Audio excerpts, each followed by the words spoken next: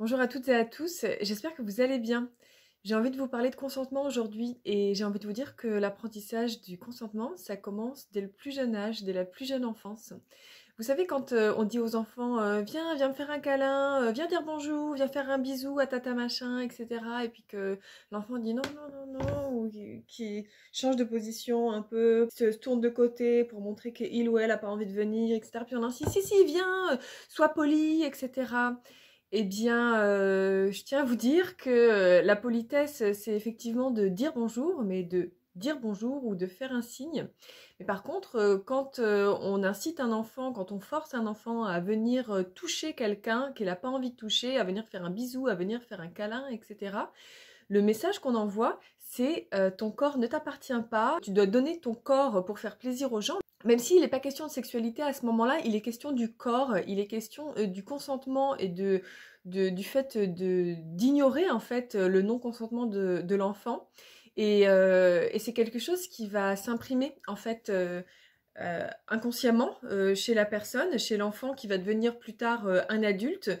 Et cette idée que son corps n'est pas à lui, que on n'a pas forcément besoin de son consentement pour avoir des actions par rapport à son corps, malheureusement peut avoir un impact plus tard sur son consentement au niveau sexuel en fait, parce que il aura une manière particulière de considérer son corps, de considérer la valeur de son désir ou de son non-désir et donc de son consentement. Ça peut mener à des conduites sexuelles non désirées, à des rapports qui ne seront pas désirés parce que cette notion de consentement n'aura pas été apprise, cette notion de propriété de son propre corps, de son corps n'aura pas été acquise correctement, ça sera flou. Et donc voilà, je tenais à vous dire que c'était quelque chose de très très important de respecter le consentement des enfants et surtout de leur apprendre et que ça commence déjà là, avant même de parler vraiment avec des mots de consentement sexuel. Et c'est déjà la première étape, je pense que c'est très très important d'avoir conscience de ça. Donc il y a beaucoup de parents aujourd'hui, en tout cas en France, je pense qu'il y a beaucoup de parents qui en ont de plus en plus conscience.